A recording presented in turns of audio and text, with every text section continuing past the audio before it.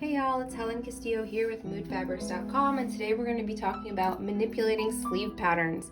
So here I've got 3 copies of a traditional set-in sleeve. So let's talk a little bit about the notches that are here, how to kind of identify the different parts of the sleeve, and what manipulations we'll be doing. So first and foremost, you've got the inseam of the sleeve, and that's typically underneath the arm of the sleeve. You don't see the seam for the most part.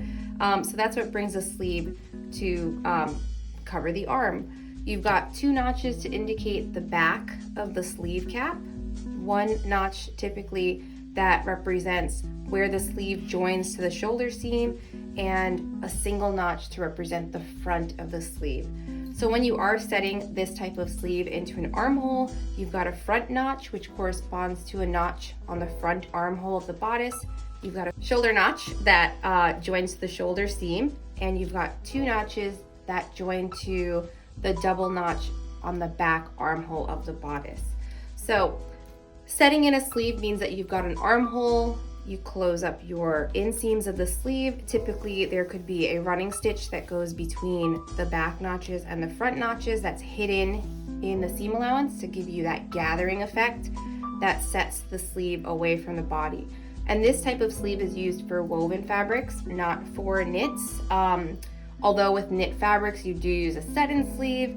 This guy, you'd have to gather some ease in the cap to create that kind of shelf that sits a little bit away from the body to allow for ease or mobility. So the first type of sleeve that we're going to talk about is the puff sleeve. And with the puff sleeve, you would usually put either like elastic across the bottom so that you can have the fullness at the top, and it kind of cinches to the arm when you're wearing it. So what we're going to do is we're going to slash and spread for these types of sleeves, and it's pretty straightforward. Again, it's really important to not forget your notches, because that's how you're going to set this sleeve into a bodice that is not modified. So we're just changing the shape and the size and the silhouette really of the sleeve. So with that being said, let's start off. I'm just going to grab a ruler, and we're going to bring our shoulder notch straight down. You can usually align your ruler with the hem edge of the sleeve so that it's perpendicular, and we've got our first slash mark. Depending on how much fullness you want, you're going to put more sections into your sleeve, then we're going to slash into them and spread the sleeve apart. So I'm going to do, just for the sake of demo purpose, let's do every other 1.5 inches, and I'm going to stop at my notch here. I'm going to bring that perpendicular to the hem from my notches. All right, so now we're going to do the slashing process. And you want to be sure you're using paper scissors when you are doing any pattern manipulations. And I'm going to slash to within about 1/8 of my sleeve cap. So again, depending on how much fullness you want with your sleeve manipulations would be determined by how many slashing and spreading sections you create. So now that we've slashed up into our pattern, we can do the spreading process. So pretty self-explanatory. We're really just going to pivot each of these sections. And you want to keep the distances fairly equal so that the fullness is equal throughout the sleeve. Next, I'm going to bring this onto new pattern paper, and then we're going to make another little change. So from here, we're going to take our original sleeve, and I'm going to tape my slashed and spread sections. And if you want to take the easy route, you don't necessarily have to trace the outline, but just for the sake of doing it the right way, let's be sure to trace the outline. I'm just gonna kind of randomly place how far I'll spread these sections, and then everything in between I want to be kind of equidistant. All right, so I'm gonna do, let's see how far along we can get this. Because we don't want to split the pattern at the cap. That has to stay one continuous line. And we can true the cap to be a little bit more smooth. And truing is just a word for kind of cleaning up your patterns with rulers. So let's use our imagination and assume that I've given each of these sections about an inch distance from each other. The cool part too is that although this would be a puff sleeve manipulation, we're going to kill two birds with one stone, and I'm going to kind of walk you through how this can become a flared sleeve.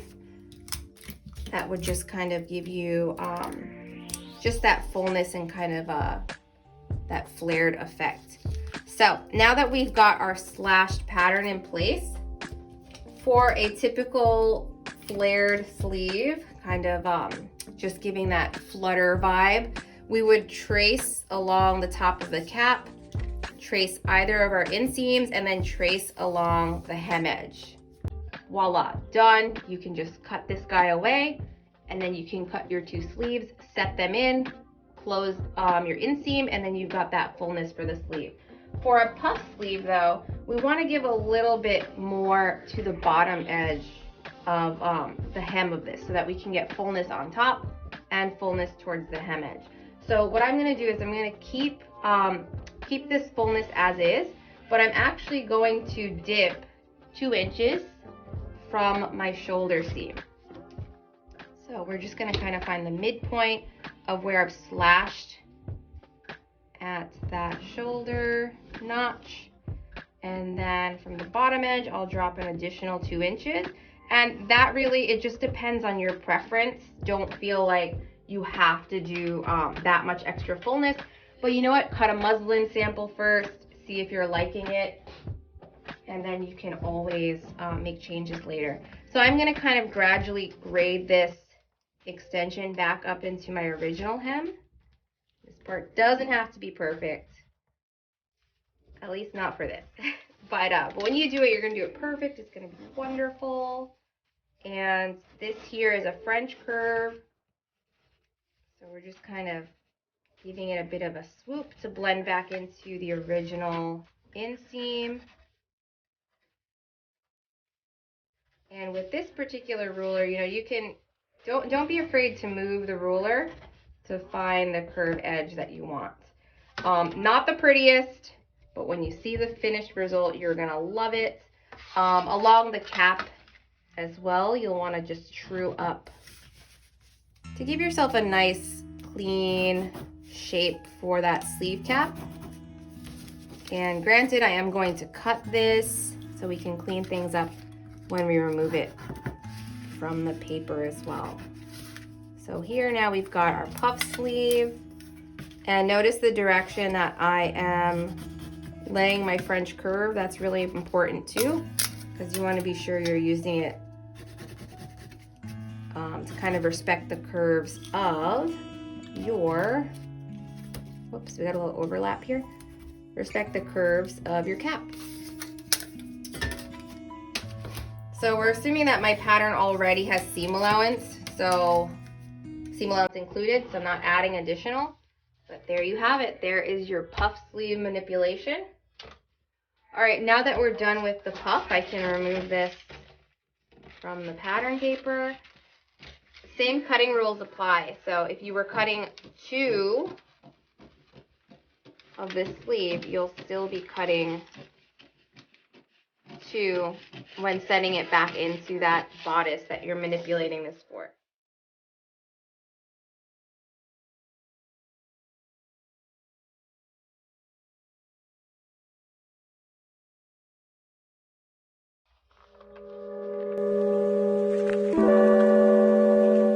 Sleeve manipulation is going to be a bishop sleeve, so we're going to start with bringing that shoulder notch perpendicular to our hem edge.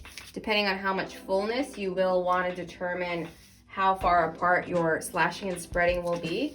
Traditionally, with a bishop sleeve, you are going to want more fullness in the back so that you can get that kind of proper bishop fullness, if you will, that kind of hangs at the backside of the arm.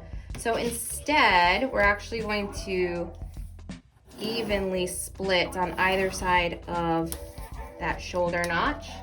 And I'm going to find the midpoint from inseam to that first distance. And then we will slash and spread.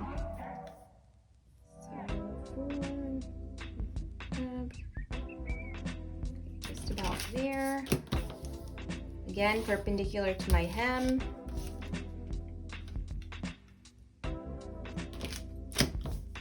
And again, perpendicular to my hem. So for the bishop sleeve, I'm actually just going to slash this section. And there are multiple ways of doing this manipulation, so don't feel like if you've learned a different way that it was wrong versus my way, which I was just classically trained how to do. By all means, it's entirely up to you. So we've slashed and spread. Again, I'm gonna have more fullness in the back, indicated by my double notch. All right, so for the bishop sleeve, again, we want more fullness in the back, a little less fullness in the front. Just a very traditional approach to this type of sleeve. So I am going to just shift this guy out a hair and this guy out a hair. So I've got about 1/2 inch at either of those hem edges for my front section of the sleeve. And then for the back section of the sleeve, I'm gonna do double, just to give myself more fullness at the back. We're maintaining the same sleeve cap. Double that width, perfect. And if you want to, you can totally add length to this, and that's just as easy as following along the original hem and adding as much extra length, adding as much extra length as you'd like, and then following the outline of the original pattern. In this case, with a bishop sleeve, you can always turn up your hem edge and turn that into sort of like a casing. Put elastic or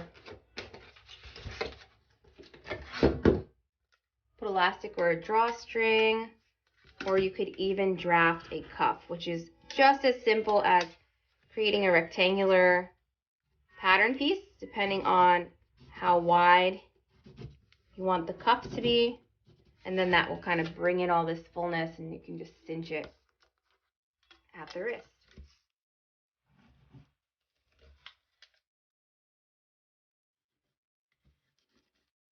Alright, so it can get a little tricky because when you're cutting, you may cut your tape away, but that's fine because we already have the silhouette of this sleeve.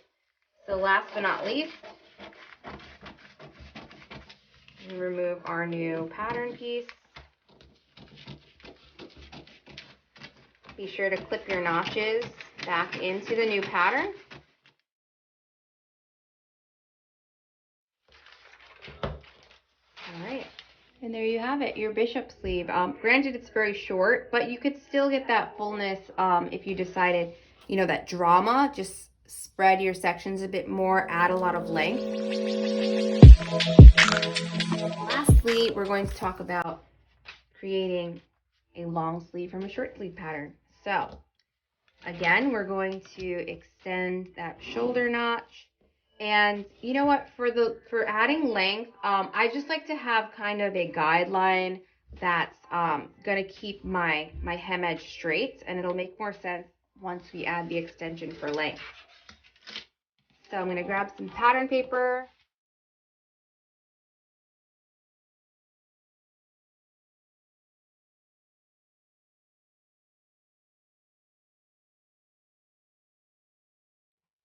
All right, so when adding length to your pattern piece, say you've got a short sleeve, you want it to be longer, you want it to be fitted, this can work for both knits and wovens when manipulating this pattern to add length.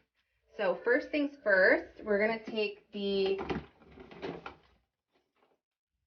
want to take your sleeve length, which is taken from your shoulder ridge. So if you're wearing a tight t-shirt, you can take it from that seam edge to your desired length. If it's going to be a long sleeve or even 3/4, consider this.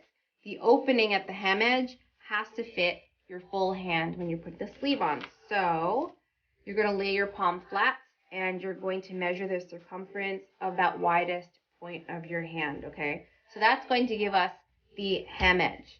Unless you are making a sleeve that on the inseam may have buttons or some sort of zipper opening, by all means, your hem edge can be more narrow. But remember, your full width of your hand needs to get through that sleeve for you to get it on. So first things first, we're going to place the sleeve onto our pattern paper. And the most important areas of this sleeve when we're making this particular manipulation is the length and that circumference of the widest part of your palm of your hand.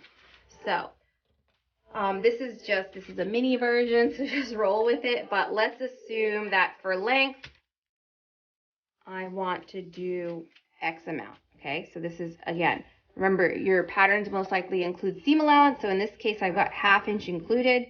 I'm going to put my desired sleeve length, and I'm going to add an additional inch. And the reason for that is I've got 1/2 inch at the top edge, and assuming I have 1/2 inch for hem allowance, okay? So that's to kind of compensate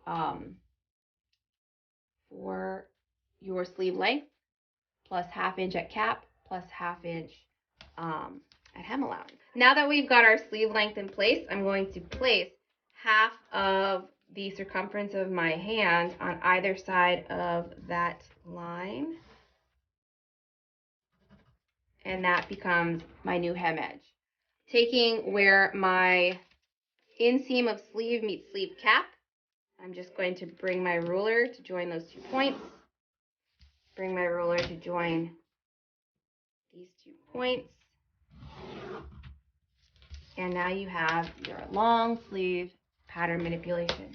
You can turn this into a bishop sleeve, that puff sleeve even, which could be really, really cool as long if you want a lot of drama, kind of like that Lolita cottagecore moment.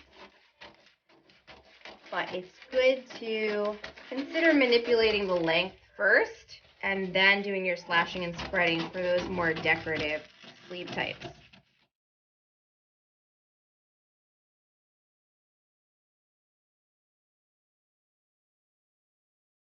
For our sleeve manipulations, we've got short sleeve to long sleeve conversion, we've got our puff sleeve, and we have a bishop. And again, if you want more drama, try a longer sleeve. Try more fullness. Don't be afraid to get crazy with it. Last but not least, I'll show you some samples of these, and please let me know if you have any questions, comments, concerns, and we look forward to seeing your creations. Puff sleeve.